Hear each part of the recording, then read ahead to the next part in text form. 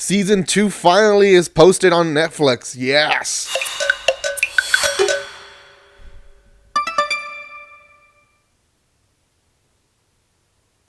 Hey guys, welcome back to my channel. It's me, Irvin, with another anime first impressions video. This is going to be on Seven Seeds Season 2. The season is not technically over. What is, I guess, winter is over. Spring is not technically started yet. I think April 1st is the official day. But today I want to give my first impressions on one that is released on Netflix, Seven Seeds. It is a very promoted, underrated, loved. I mean, it's just it needs to get more love, to be honest. Anime that people don't really just haven't really talked about much, but Seven Seeds is a pretty great series, and season 2 is finally out there on Netflix. Now, before I continue my first impressions, I do want to say a few things. One, if you have not done so by now, make sure you subscribe. We're trying to reach 3,000. Also, there is going to be a giveaway, hopefully April 15th, if we get to 3,000 subscribers, and I'll have special rules for that one because of the coronavirus. Also, guys, the season is starting in April 1st, so I will be having a lot of first impression videos being released in my channel daily. And what else? Go check out my other videos in my channel. And then lastly, there is a spoiler alert for this, because I will talk about the first 2 episodes in some detail. Not really a lot of detail, but I will talk about them.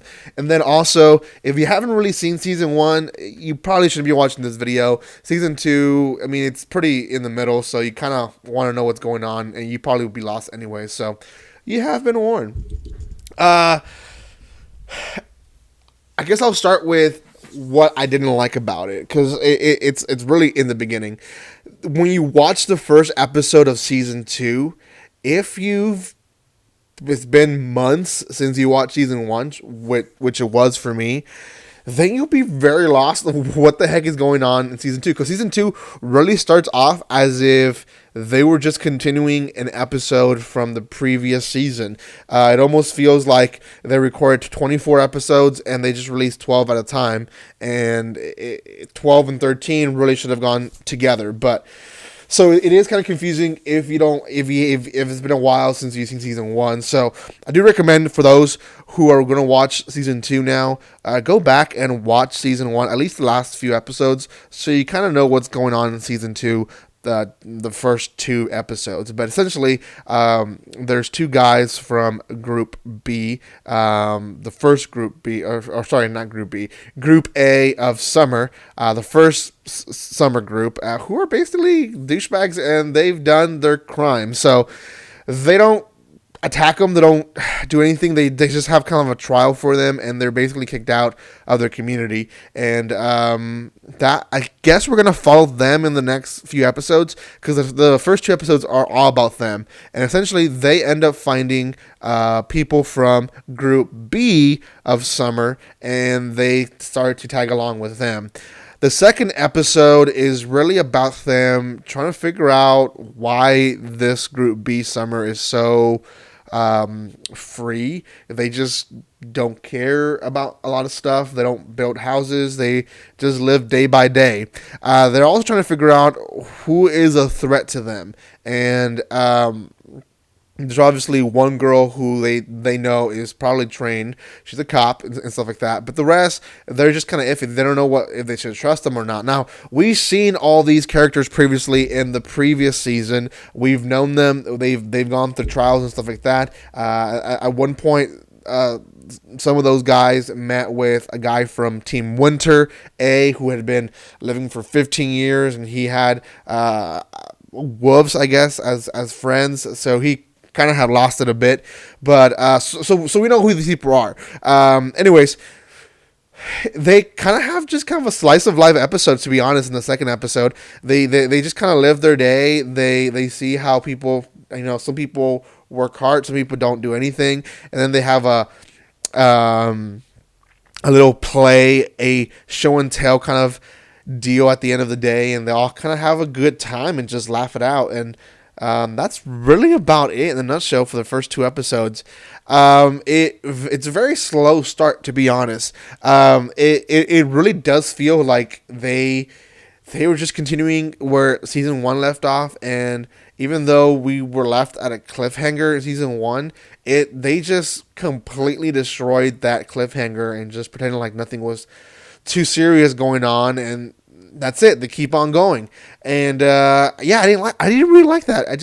I feel like we were in this height in season 1 at the end, and then we just went all the way down, and now they're slowly building it up again. I don't know why they're doing that, to be honest.